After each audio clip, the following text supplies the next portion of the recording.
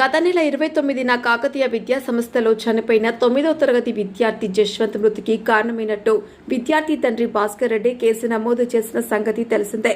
కాకతీయ విద్యా సంస్థ యాజమాన్యం జశ్వంత్ కుటుంబంపై ఒత్తిడికి పాల్పడుతున్నట్లు ఆరోపణలు వచ్చాయి. భాస్కర్ రెడ్డి తన కొడుకు జరిగిన అన్యాయంపై కేసు నమోదు చేయడంతో కాకతీయ విద్యాసంస్థ యాజమాన్యం బాధిత కుటుంబాన్ని బెదిరించడం మొదలుపెట్టింది అని బాధిత కుటుంబం పోలీసులకు సమాచారం అందించడంతో వారి భద్రత కోసం పోలీసులు సత్వర చర్యలు తీసుకున్నారు. డయల్ 100కు సమాచారం ఇచ్చిన కుటుంబ సభ్యులను భయభ్రాంతులకు గురిచేసిన 5 మందిని పోలీసులు అదుపులోనికి తీసుకున్నారు. బోధన్ పట్టణం ఆచన్పల్లి ప్రాంతంలో నివసిస్తున్న జశ్వంత్ తల్లిదండ్రులను సెటిల్మెంట్ చేయండి అని బెదిరించారని తెలుస్తోంది. జశ్వంత్ మామ రవిశంకర్ రెడ్డి ఫిర్యాదు మేరకు పోలీసులు కేసు నమోదు చేసి దర్యాప్తు చేస్తున్నారు. యాజమాన్యంలో చనిపోయిన శివ జశ్వంత్ రెడ్డి మరణం అందరికీ తెలిసిందే. స్కూల్లోనే చనిపోయాడు మా పిల్లాడు. ఏదైతే ఆ బాధలో ఉండి మేము ఆ రోజు వాళ్ళతో మాట్లాడకుండా మా పిల్లాడిని చట్టపరంగా కంప్లైంట్ పెట్టి పోస్ట్ మార్టం చేయించుకొని మేము బోధన వచ్చేసాము ఆ రోజు. దాని తర్వాత పోలీస్ వ్యవస్థ చట్టం తన పని తాను చేసుకోబోతుందని చెప్పేసి మేము చూసాము. 3 రోజులైనా మాకు ఎటువంటి సమాచారం రాలేదు. ఎఫ్ఐఆర్ అయిందని లేకుంటే ఇట్లా పోస్ట్ మార్టం జరిగింది, పోస్ట్ మార్టం రిపోర్ట్ ఇట్లా ఉందని మాకు ఏం సమాచారం రాలేదు. మేము నిన్న స్థానిక ఎమ్మెల్యే గారు సుదర్శన్ రెడ్డి కలిసి మా బాధను వ్యక్తం చేసాము. సార్ వాళ్ళతో మాట్లాడుతున్నారు. ఈరోజు ఉదయం మేము కలెక్టర్ దగ్గరికి వెళ్దాము, మన పిల్లాడికి జరిగిన అన్యాయం ఇంకో పిల్లాడికి జరగొద్దని మేము ఈరోజు కలెక్టర్ దగ్గరికి వెళ్దాం అనుకున్నాము. కలెక్టర్ దగ్గరికి వెళ్ళే టైంలో మాకంటే ముందే మా బావగారి ఇంటికి వెళ్ళి ఎవరైతే పిల్లగాడి తల్లిదండ్రులు ఉన్నారో వాళ్ళ ఇంటికి వచ్చి ఎవరు యాజమాన్యం నుంచి 3, బయట నుంచి ఒక 2 సెటిల్మెంట్ చేసే 2 సెటిలర్స్ వచ్చి వాళ్ళని బెదిరించడం జరిగింది. ఎన్నో కాలేజీలో ఎంతోమంది కాలేజీ యాజమాన్యం నిర్లక్ష్యం వల్ల చనిపోయాం, కాలేజీ టార్చర్ వల్ల చనిపోతున్నారు. వాళ్ళ కాలేజీ ఏమైనా బంద్ చేశారా? బంద్ కాలేదు కదా. వాళ్ళ గుర్తింపు రద్దు చేశారా? రద్దు కాలేదు కదా. మాకు ఈ కేసులో ఏమైతే ఇప్పటిదాకా ఎంతో ఖర్చు పెట్టాము, 25-30 లక్షలు ఖర్చు పెట్టాము. మీకు ఏమైనా కావాలంటే చెప్పండి, అంతేగాని పెద్దగా పోతే ఇంకా పెద్దవాళ్ళు దిగుతారు, మీకు జాగ్రత్త అని మా భావాలను బెదిరించడం.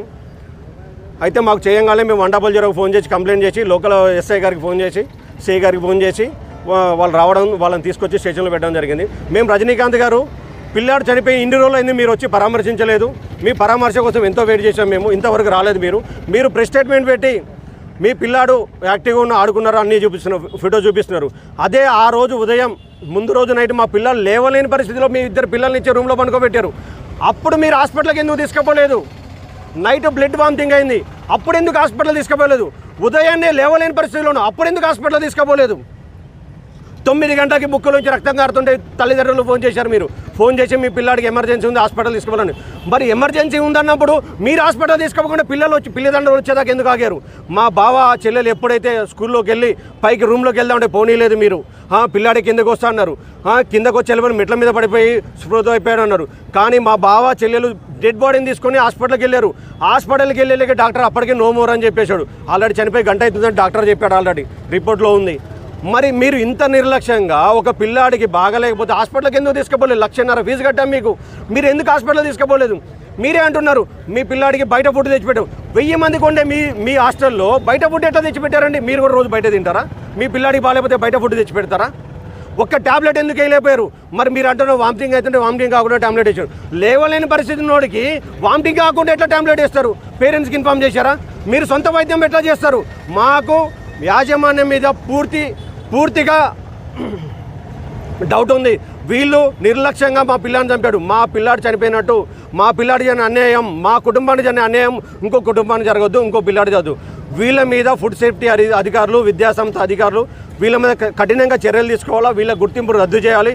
అయితేనే ఇంకొక పిల్లాడికి ఈ విధంగా జరగకుండా ఉంటుంది. మేము అనేది ఏంది ఒకటి, మా బాధలో ఉండి మా బాధ వ్యక్తం కలెక్టర్ ఆఫీస్కి వెళ్తుంటే వీళ్ళు పొద్దున్నే వచ్చి మమ్మల్ని బెదిరించడం ఎందుకు? బెదిరించి చంపేస్తామనడం ఎందుకు? వీళ్ళని మీకు అంత డబ్బు ఉంది, మీకు పలుకుబడి ఉంది, ఉండనండి. మాకు సామాన్యులు, మాకు గవర్నమెంట్ అంటుంది, మాకు పోలీస్ వ్యవస్థ మీద నమ్మకం ఉంది. కాబట్టి మేము అనేది ఒకటి, వీళ్ళ మీద కఠిన చర్యలు తీసుకోవాలి. వీళ్ళకు స్కూల్ గుర్తింపు రద్దు చేయాలి. పిల్లగాళ్ళ తల్లిదండ్రులకి న్యాయం జరగాలి. పిల్లల ఆత్మకి శాంతి జరగాలి. వ్యక్తులు ఎవరైనా పోలీసులు వచ్చి అరెస్ట్ చేశారా? అరెస్ట్ చేశారండి. లోపల ఉన్నారు. వాళ్ళ లోపల కూర్చోబెట్టాం. వాళ్ళు మా బెదిరించి మేమందరం వస్తున్నా పారిపోతుంటే మా కాలనీ వాసులు పట్టుకొని పోలీసులకు అప్పచెప్పడం జరిగింది. ఇప్పుడు ఎఫ్ఐఆర్ నమోదు చేశారా వాళ్ళపైన? చేస్తామన్నారని చెప్పారు. ఈరోజు మార్నింగ్ ఉదయం 9 గంటల సమయంలో మాకు ఒక డయల్ నెట్ కంప్లైంట్ రావడం జరిగింది. ఇక్కడ ఆచినపల్లిలోని దీపక్ స్ట్రీట్ ఎదురుగా గల్లీలో ఒక 5 వ్యక్తులు వచ్చి వాళ్ళని థ్రెటనింగ్ చేస్తారని చెప్పేసి ఒక కంప్లైంట్ రావడం జరిగింది మాకు. మేము ఏమిటే నేను నా సిబ్బందితో అక్కడికి వెళ్ళడం జరిగింది. అక్కడ భాస్కర్ రెడ్డి గారు అని చెప్పేసి ఉన్నారు. అక్కడ జశ్వంత్ రెడ్డి అని చెప్పేసి వాళ్ళ 9th క్లాస్ చదువుతున్న బాబు కాకతీయ స్కూల్లో పోయిన నెల 29th నాడు చనిపోవడం జరిగింది. దాని మీద 4th టౌన్ పోలీసులో కంప్లైంట్ ఇవ్వడం జరిగింది. కేసు ఇన్వెస్టిగేషన్ నడుస్తున్నది. దాని సీక్వెన్స్లో భాగంగానే ఇవాళ కాకతీయ యాజమాన్యానికి సంబంధించినటువంటి 5 వ్యక్తులు ఇక్కడికి వచ్చి వాళ్ళని బెదిరింపులకు గురి చేస్తారని చెప్పేసి మాకు కంప్లైంట్ ఇస్తే మేము ఇమ్మీడియట్ రష్ అయ్యి వాళ్ళని ఇక్కడికి తీసుకురావడం జరిగింది. వాళ్ళ కంప్లైంట్ తీసుకొని దాని ద్వారా విచారించి ఏదైనా దాంట్లో వాళ్ళకి సంబంధించిన ఏమైనా ఇష్యూస్ ఏమైనా ఉంటే మేము కేసు రిజిస్టర్ చేసి దర్యాప్తు చేస్తాం. నా పేరు భాస్కర్ రెడ్డి, మా బాబు పేరు శివజశ్విత్ రెడ్డి. ఈరోజు మా బాబు కాకతీయ విద్యా సంస్థల్లో 9వ తరగతి చదువుతున్నాడు. మా బాబు 9వ తరగతి చదువుతున్న బాబుని 29వ తారీఖు రోజు ఉదయం కాకతీయ విద్యా సంస్థల నుంచి 9 గంటలకు మాకు ఫోన్ వచ్చింది. మీ బాబు సిక్కున్నాడు, హాస్పిటల్లో అడ్మిట్ చేయాలి పడుతుందని చెప్పేసి ఫోన్ వచ్చింది. అదే క్షణంలో హుటాహుటిన మేము స్కూల్కి చేరుకోవడం జరిగింది. 9:45, 9:50 ఈ ప్రాంతంలో మేము స్కూల్కి చేరుకోవడం జరిగింది. స్కూల్కి చేరుకున్న తర్వాత మా బాబుని పిలవమని చెప్పేసి కింద రిసెప్షన్లో అడగటం జరిగింది. అడగంగానే మా బాబుని పిలవడానికి వాళ్ళు ఫోన్ చేశారు. ఇంతలోకే వాళ్ళ మదరు బాబుకు బాగలేదన్నారు కదా, నేను పైనకు పోయి తీసుకొని వస్తానని చెప్పేసి రిక్వెస్ట్ చేయడం జరిగింది. అయినా కూడా వాళ్ళు దాన్ని పట్టించుకోకుండా ఆ బాబే వస్తాడు, ఈ యొక్క స్కూల్ యాజమాన్య రూల్స్ ప్రకారము మీరు పైనకి వెళ్ళడానికి లేదు అని చెప్పేసి మమ్మల్ని నిలువరించడం జరిగింది. ఇంతలోకే వాళ్ళు ఒక 5 నిమిషాల తర్వాత కింద తీసుకొస్తున్నట్లుగా ప్రయత్నం చేసి ఆ ప్రయత్నంలో బాబు కింద పడి ఇమ్మీడియట్గా హుటాహుటిన పడిపోయాడు అని చెప్పేసి గట్టిగా అరవటం జరిగింది. ఇంతలోకే మేము పరిగెత్తుకుంటూ మా బాబు దగ్గరికి చేరుకున్నాం. చేరుకునేలోకే ఆ బాబు అప్పటికే నాకు తెలిసి ప్రాణం కోల్పోయి ఉండొచ్చు. మమ్మల్ని ఆ విధంగా క్రియేట్ చేసి హాస్పిటల్కి బాబుని తీసుకెళ్లాలని చెప్పేసి మమ్మల్ని ప్రయత్నపూర్వకంగానే వాళ్ళు క్రియేట్ చేశారు దాన్ని మొత్తాన్ని. ఇమీడియట్గా మేము ఏం చేశామంటే ఆ బాబుని తీసుకొని స్పృహ కోల్పోయినట్లుగా ఉన్నటువంటి అకస్మారక స్థితిలో ఉన్నటువంటి మా బాబుని తీసుకొని మేము హాస్పిటల్కి వెళ్ళడం జరిగింది. నేను నా భార్య మాత్రమే ఇద్దరము మా చేతులతోటి పట్టుకొని తీసుకొని వెళ్ళాము. అక్కడ నుంచి ఏ విధమైనటువంటి స్కూల్ యాజమాన్యం కానీ స్కూల్కి సంబంధించినటువంటి ఎవరికి అని మాతోటి హాస్పిటల్కి రాలేదు. అక్కడ నుంచి 2 నిమిషాల దూరంలో ఉన్నటువంటి ఒక ప్రైవేట్ హాస్పిటల్కి చేరుకోవడం జరిగింది. చేరుకొని కరెక్ట్గా 10 గంటలకు అక్కడికి చేరుకున్నాము. చేరుకోగానే 2 నిమిషాల్లోనే అక్కడ ఉన్నటువంటి డాక్టర్స్ అత్యవసర చికిత్స కోసం అని తీసుకొని వెళ్ళి ఈసీజీని తీయటం జరిగింది. ఈసీజీలో ఎటువంటి చలనము లేకుండా ప్లేన్ రావడం జరిగింది. ప్లేన్ రాగానే అక్కడ డాక్టర్స్ అన్నారు, అయ్యో మీ బాబు ఇక లేరండి, ఆల్రెడీ అర్ధగంట 30 గంట అయిపోయిందండి, చనిపోయి చెప్పేసి వాళ్ళు చెప్పడం జరిగింది మాకు. ఇంతలోకి ఆ మాట వినగానే వాళ్ళ మదర్ ఇమ్మీడియట్గా కుప్పకూలిపోవడం జరిగింది. మాకు కూడా ఎటువంటి ఆలోచన శక్తి లేకుండా మేము ఏం చేస్తున్నామో మాకు అర్థం కాని స్థితిలోకి మేము వెళ్ళిపోయాము. ఇంతలోకే అక్కడికి ఒక 10 నిమిషాలలో నేను మా బంధుమిత్రులకు ఫోన్ చేసి ఇలా జరిగిందని చెప్పేసి మా బంధుమిత్రులకు బోధనకు కాల్ చేయడం జరిగింది. కాల్ చేయగానే వాళ్ళు ఒక 40 మినిట్స్ లోపు అక్కడికి చేరుకున్నారు. ఈ చేరుకునే లోపే వితిన్ మా బాబు చనిపోయిన 10-15 నిమిషాల్లో మమ్మల్ని ఒక 20-30 మంది పోలీసులు చుట్టుముట్టడం జరిగింది. అంతేకాకుండా కాలేజీ చుట్టూ కూడా ఒక 50 మంది పోలీసులు బందోబస్తు పెట్టుకోవడం జరిగింది. అక్కడే మాకు మా యొక్క మొదటి అనుమానం అనేది స్టార్ట్ అయింది.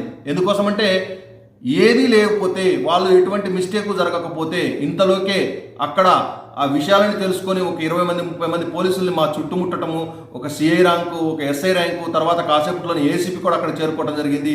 ఇంత పకడ్బందీగా మమ్మల్ని బ్లాక్ చేయాల్సిన అవసరం ఏముంది?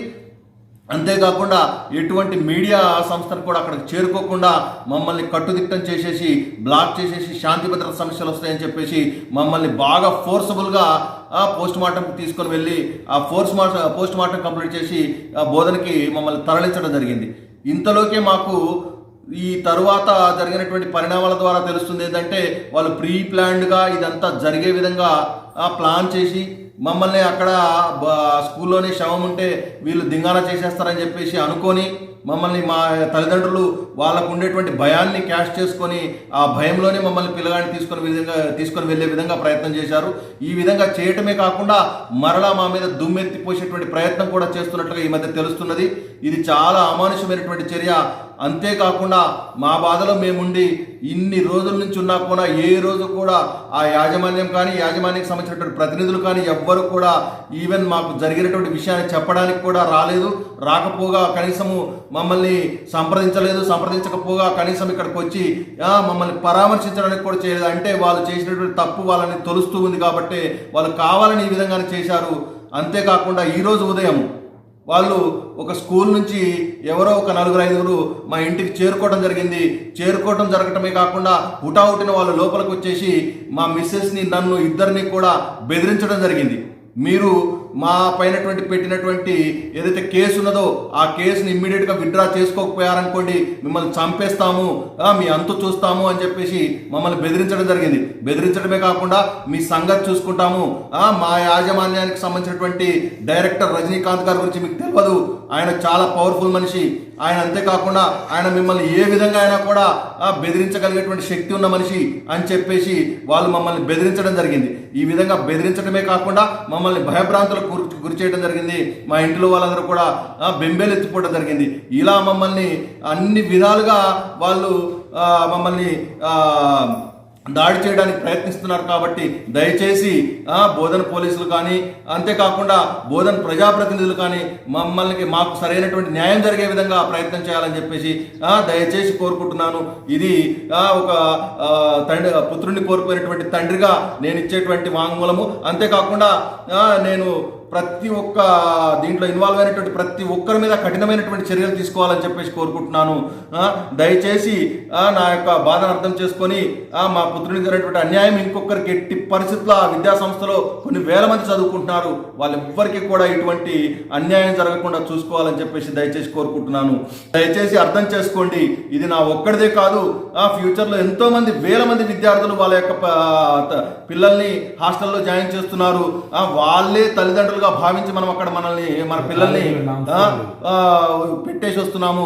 అంతేకాకుండా ఆ యొక్క విద్యా సంస్థలో ఏ విధమైనటువంటి డిఈఓ గారు మీరు తక్షణమే స్పందించి ఆ విద్యా సంస్థను తనిఖీ చేయాలా. ఆ విద్యా సంస్థలో ఏ విధమైనటువంటి ఆ విద్యా సంస్థకు సంబంధించినటువంటి norms and rules and regulations కరెక్ట్గా లేవు.